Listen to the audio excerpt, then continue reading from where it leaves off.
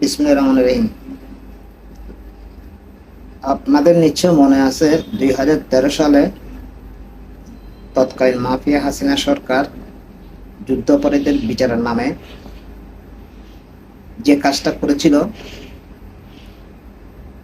তখন যে ট্রাইব্যুনালটা গঠন করা হয়েছিল সেই ট্রাইব্যুনালে বিভিন্ন ধরনের অপকর্ম বা কূটকৌশল সরকারের সেই ট্রাইব্যুনালের সাথে জড়িত ছিল। সরকারের তৎকালীন সরকারের ফরমাইশে যে রায়গুলো দেওয়ার কথা, এটা মোটামুটি তখনকার জনগণ জেনে গিয়েছিল। সেই কারণে সেই ট্রাইব্যুনাল নিয়ে একটা সরকার বিতর্কের মধ্যে পড়ে গেল। সেই থেকে উত্তরণের জন্য সরকার একটা কূটকৌশলের আশ্রয় নিল শাহবাগে একটা সমাবেশের নাম করে। শাহবাগের তৎকালীন সেই সমাবেশটা ছিল বামদের উদ্যোগে। সেখানে বাম সহ আওয়ামী লীগের সকলে উপস্থিত হতো প্রতিদিন। সেখানে সে শাহবাগ থেকে ডাক দেওয়া হলো যুদ্ধাপরাধীদের ফাঁসি চাই। কিন্তু তখন আমরা বিএনপি সহ আমরা যারা সাধারণ নাগরিক আছি, আমরা সেই দাবির সাথে এক ছিলাম না। কারণ হচ্ছে, প্রথমত ট্রাইব্যুনালটা ঠিকভাবে গঠন করা হয় নাই। দ্বিতীয়ত, সেই ট্রাইব্যুনালে করা হবে বিচার করার পর কি ফাঁসি হবে না সাজা হবে, সেটা বিচারের কার্যকারিতার উপর। কিন্তু আগে থেকে যে চাপ দেওয়া যে ফাঁসি দিতে হবে, সেটার সাথে আমরা একমত ছিলাম না। যেহেতু এটা একটা সাজানো নাটক ছিল, সেজন্য এটার সাথে আমরা এক ছিলাম না। এবং আমার মতো অনেকে লাখ লাখ মানুষ বাংলাদেশে ধরতে গেলে বেশিরভাগ মানুষই বাংলাদেশে এর সাথে ছিল না। তাছাড়া বিএনপি একটি বড় দল, উন্নয়ন রাজনৈতিক দল সহ এই শাহবাগে কেউ জড়িত হয় নাই। বা আমরা আর আওয়ামী লীগ মিলে এই ঘটনাটা ঘটিয়েছিল।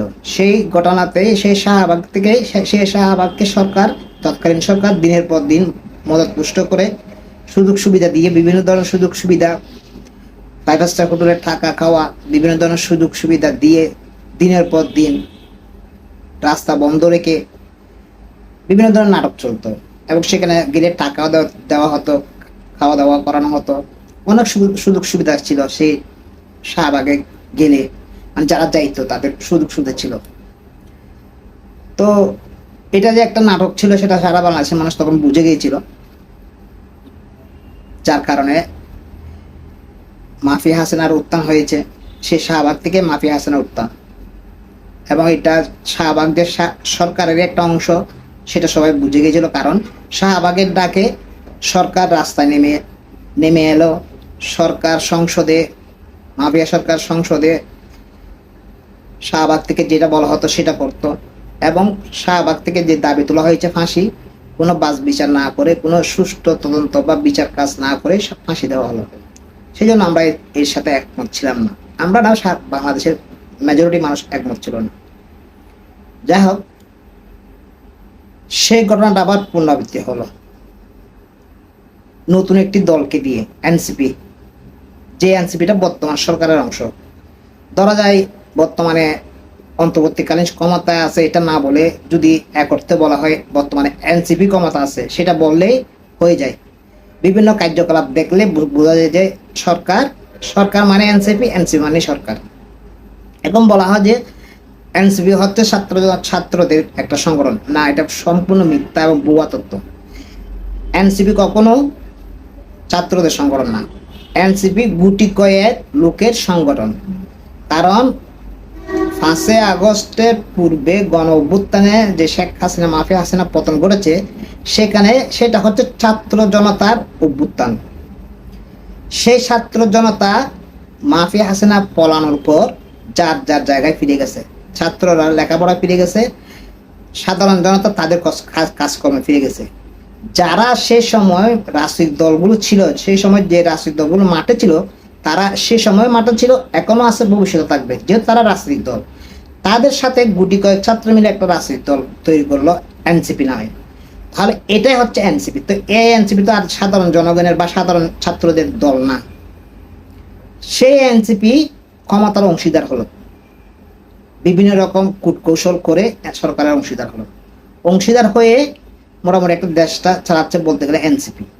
অন্তর্বর্তীকালীন একটা সামনে একটা মানে নাম, একটা নাম ব্যবহার করা হচ্ছে, পিছনে হচ্ছে এনসিপি। তো ঠিক একই রকম আর এই এনসিপির মূল হতে হচ্ছে মানে মদতদাতা হচ্ছে ব্রাহ্মণ পীর, যিনি তৎকালীন 13 সালের শাহবাগের মূল উদ্যোক্তাদের মধ্যে একজন ছিল। আর বর্তমান শাহবাগের যেটা হচ্ছে সেটারও উদ্যোক্তা উনি, ওনাদের মতো একজন।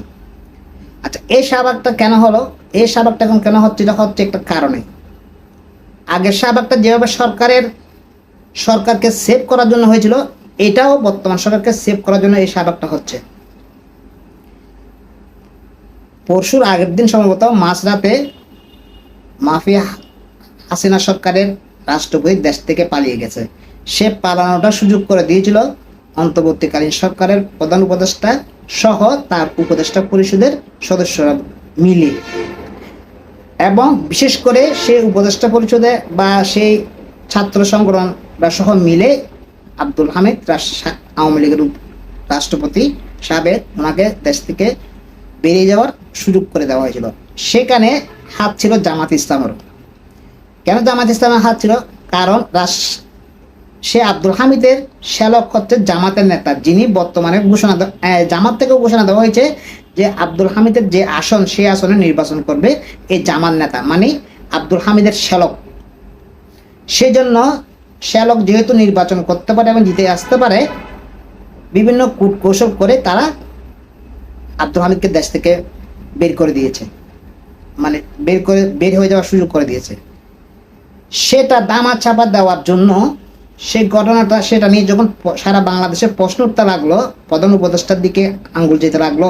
তাছাড়া মায়ানমারকে বা জান্তা আর্মিদেরকে বা আরকান আর্মিদেরকে করিডোরের যে বিষয়টা আসছে, এই দুইটা ঘটনা আড়াল করার জন্য পরশুদিন রাতে এনসিপির একজন তথাকথিত নেতা হাসনাত আব্দুল্লাহ ডাক দিল যে আওয়ামী লীগ নিষিদ্ধের জন্য আমরা গণভবন যমুনা ঘেরাও করবো, মানে প্রধান উপদেষ্টা বাসভবন ঘেরাও করবে।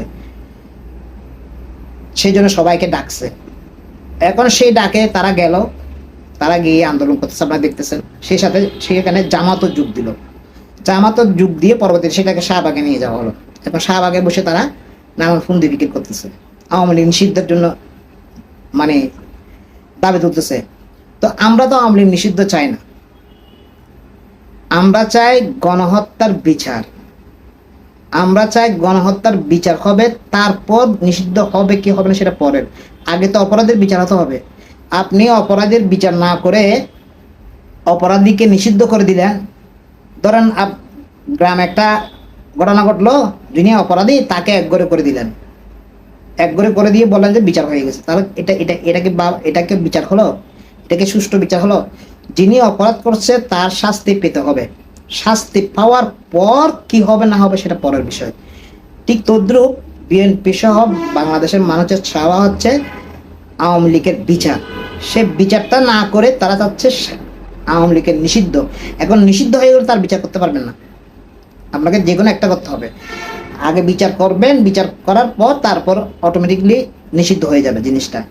এখন আপনি যখন নিষিদ্ধ করে দিবেন তখন তার বিচারের প্রশ্ন আসছে না। তাহলে তাদের উদ্দেশ্য হচ্ছে এইটা।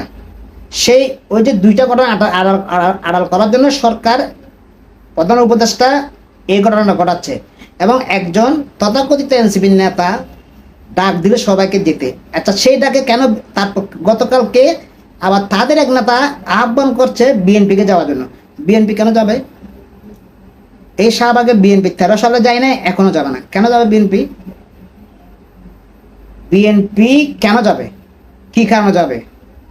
এটা তো বিএনপির দাবি না। বিএনপির দাবি হচ্ছে আগে অপরাধীদের বিচার করতে হবে।